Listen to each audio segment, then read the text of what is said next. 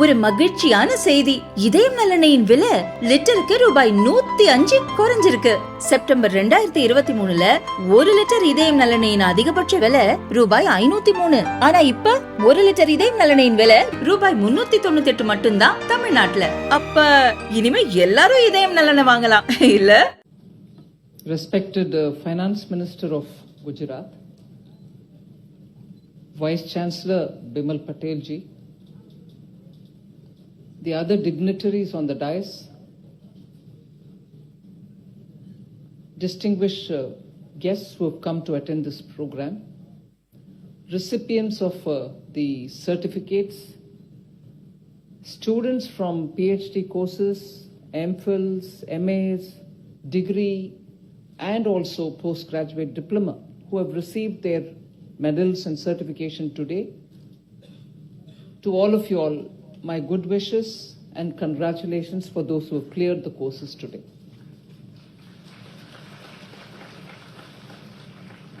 I think it's a rare honor to be enrolled in a university which is a first of its kind anywhere in the world.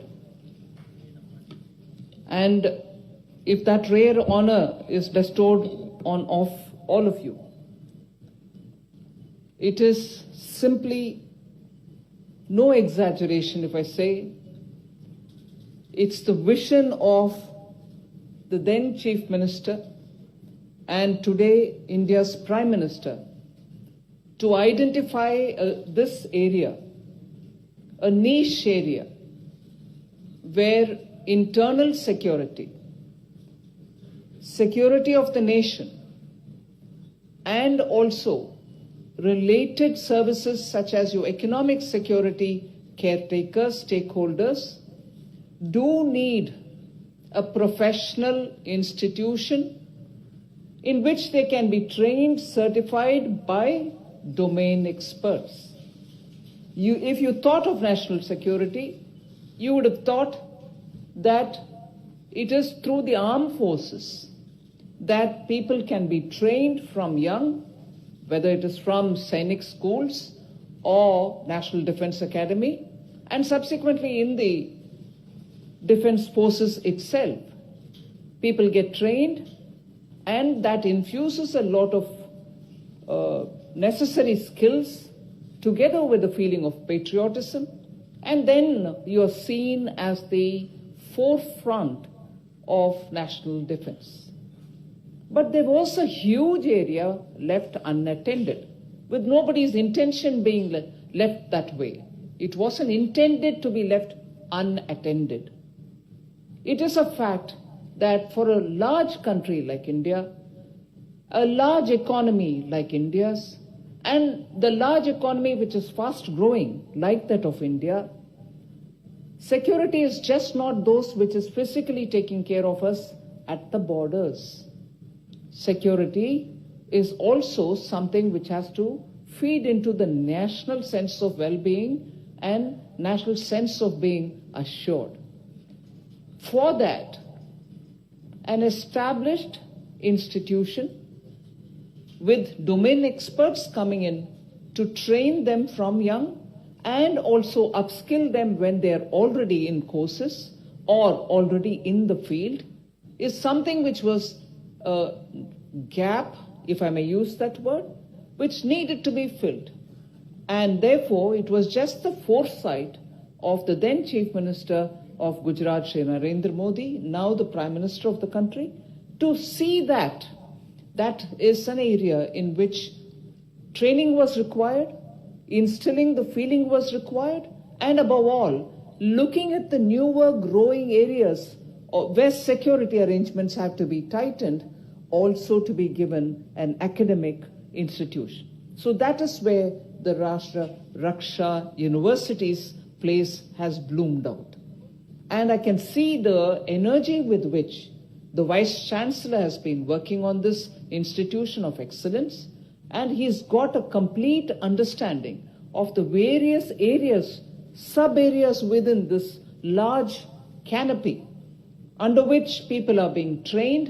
Even professionals who are already serving the country are being given that value-added training, upskilling, and you see, therefore, you have the Indian Air Force for its own people who have come and trained here, Indian Armed Forces, Coastal Police, and also many other institutions which are coming here to have their people upskilled and trained. So that vision has really today taken off and it's found its wings. And that's where we are today, celebrating this and making sure that those who are qualified get their medals and certificates. So it's a very important occasion for an university which has come into a niche area and is repeatedly proving its relevance for today's India's internal and external safety and security. It is, at this juncture, it is important for us to recognize newer challenges which are facing the country's security, not just at the borders. Today, technology doesn't wait to recognize borders. Technology, as much as it's available for us to increase productivity, technology is also being misused by some vested interests or dark forces who, because they have that skill, it is being put to wrong use, can be a threat for our financial services, for our national security in terms of attacking our institutions, which do give the backup support for those who are fighting for us at the front.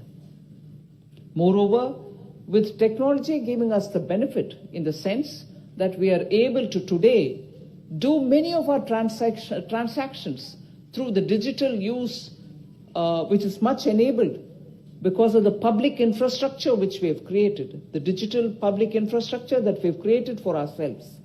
And as a result, you find that enabler which makes people's lives easier, the digital public infrastructure, is also facing a threat in that people who misuse their skills in the digital world can even threaten many of our installations, many of our digital payment areas, or even the digital areas with which many of our institutions, primary institutions, premier institutions run, whether it is the stock markets, whether it's the banks, whether it's the payment institutions, whether even those portals which run your daily services of e-marketing, or even those which are running platform services for fetching your cabs or for any others.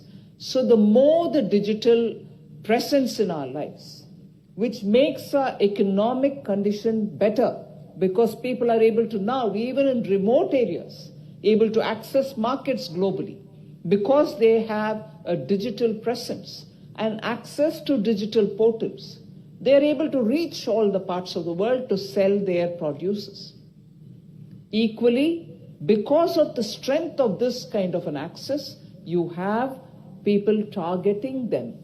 And that's where, as much as you need physical force to take care of our borders, we need forces within the country who are tech savvy, who are also conscious of the threats that are before us to protect our digital world, which is now a big catalyst for our economy to grow leaps and bounds.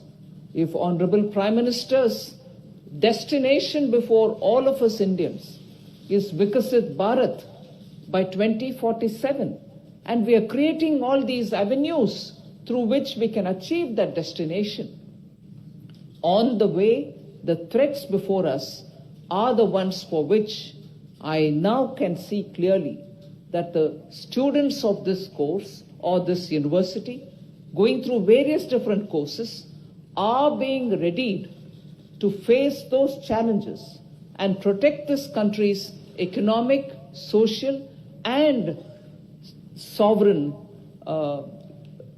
rights, and also the power of this country.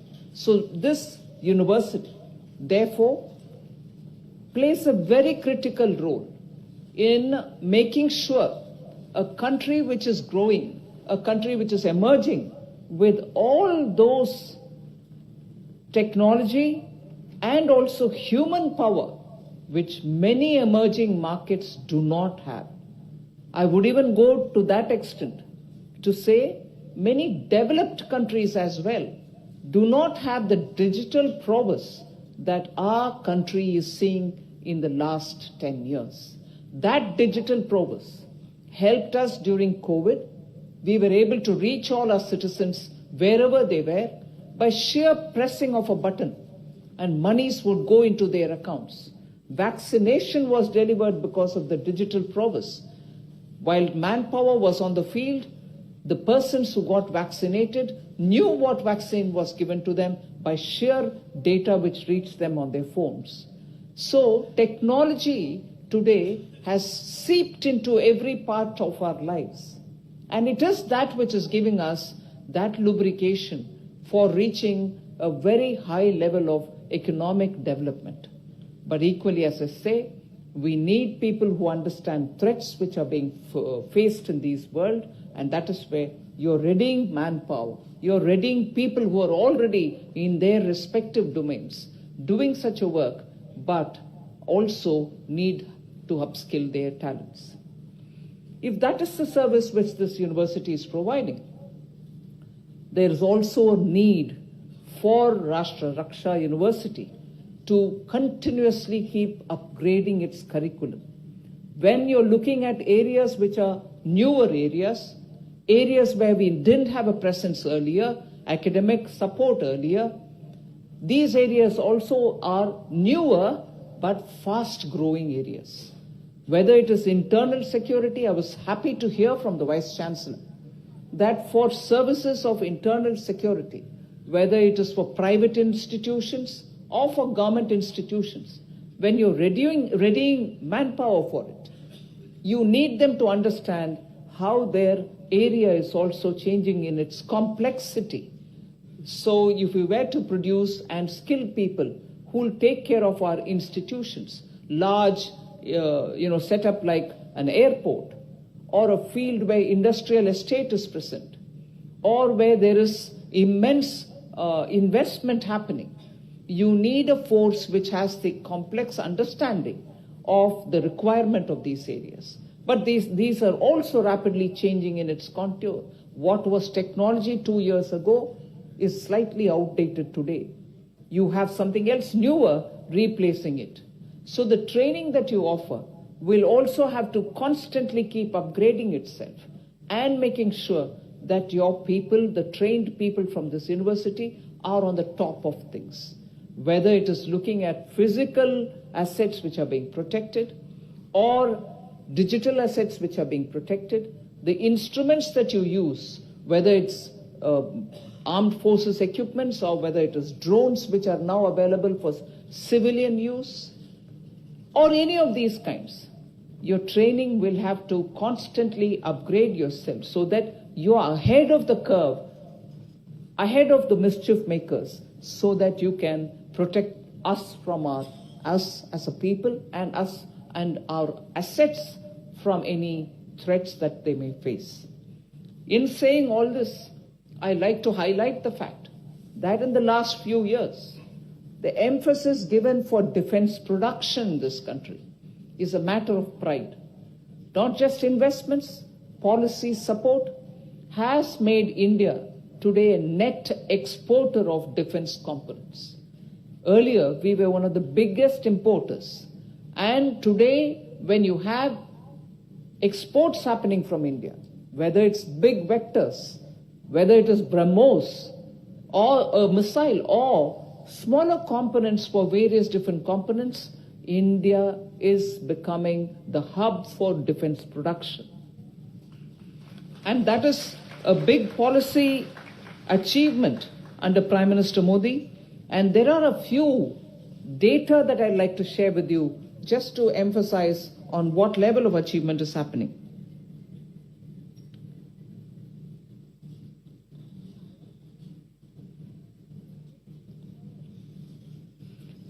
From being the second largest arms importer in 2015 to 19, as I said, India is now among the top 25 arms exporters, with over 100 companies exporting products like BrahMos missile, Pinaka rocket systems, and Dornier aircrafts. Now, India has achieved the highest ever growth in indigenous defense production. And this is where I'd like to share the number. In value terms, today we've reached a record high of 1.27 lakh crores in 23-24. And that is a 2.7-fold increase over 2014-15. Defense exports too reached an all-time high, surging 21,083 crores. And that is from 23-24. And where was this earlier in 2013-14? We were only exporting 686 crores in 2013-14. So you see that a 30-fold increase has happened in defense exports. Equally, I'd like to, for a minute, spend time talking about maritime security. I found that there were Indian coastal security forces also have been trained here. They are getting their certificates here. More than 80% of the global goods trade happens via ships. They're carried via ships across all the seas, with ports seen as a key to prosperity. Broader national security concerns are also linked with it. Over the last decade, we have doubled the capacity of our ports. I need these young qualifying people to understand, as much as you are training yourself with good institutions, Rashtra Raksha University being one, India's investments in these areas are also going up, and I want you to be sure that the policy of Prime Minister Narendra Modi is to ensure that our borders are given that much attention with policy and money. So we have doubled the capacity of our ports, reaching 1,630 MTPAs, million tons per annum. By March 24, that is, compared to 800 MTPA in 2014. So rapid changes and increase in capacities. We also have achieved low-level dwell time of approximately 2.6 days at our ports, which is competitive even when you compare it with many of the developing countries. Dwell time actually increases the cost.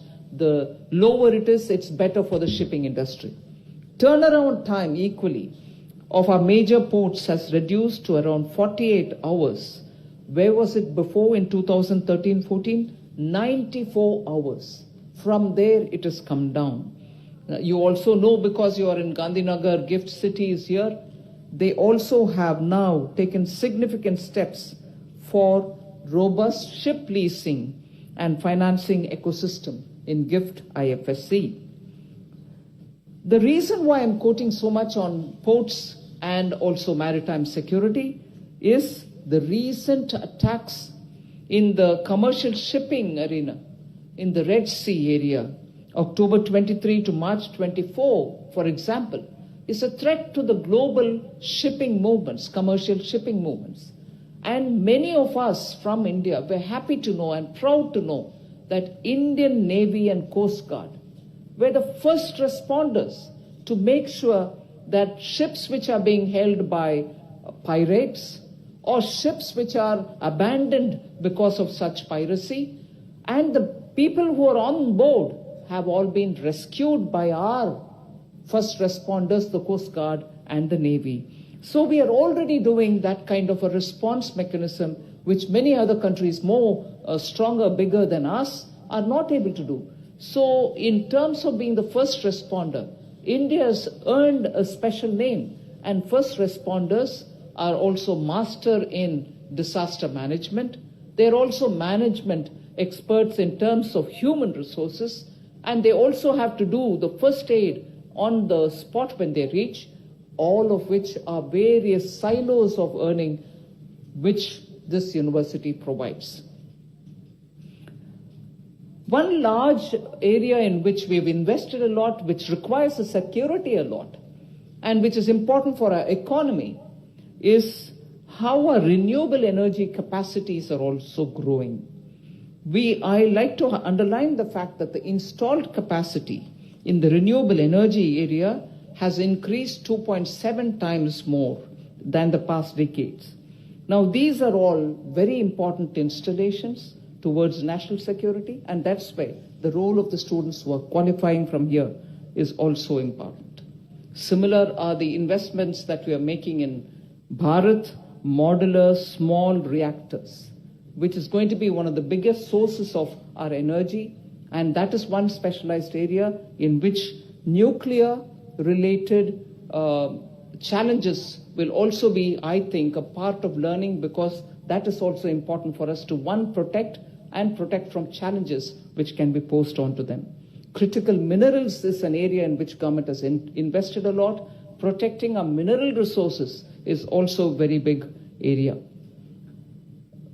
You would know that recently the cabinet has approved the construction of 2,280 kilometers of roads in our border areas, particularly in Rajasthan and in Punjab.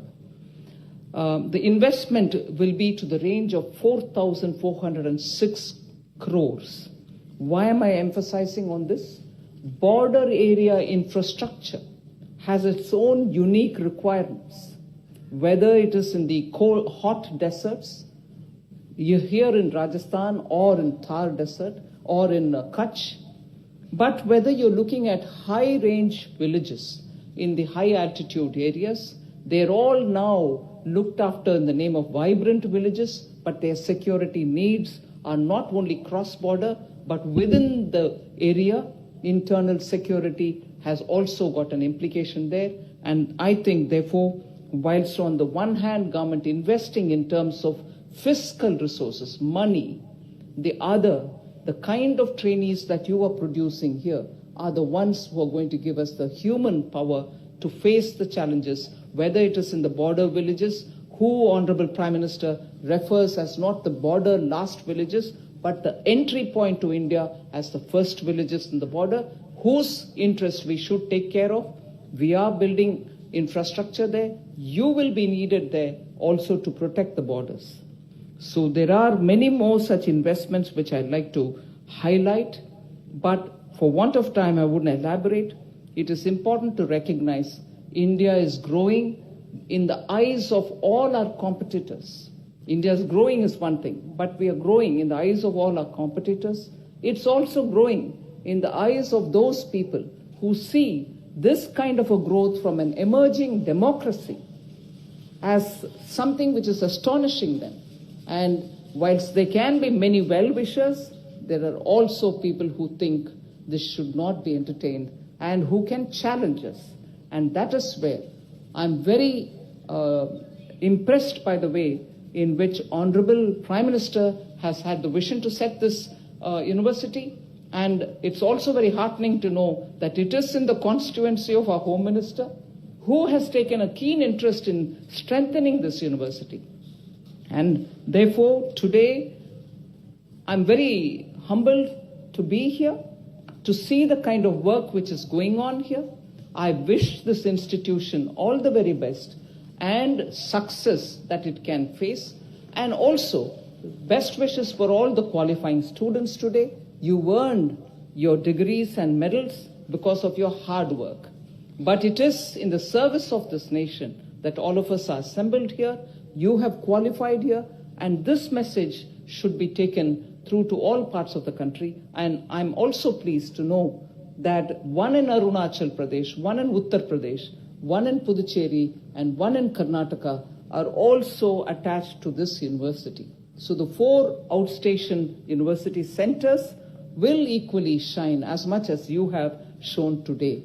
So thank you very much for having me here. All the very best, and a very impressive show in terms of qualifying in a very new and a very growing area. All the very best.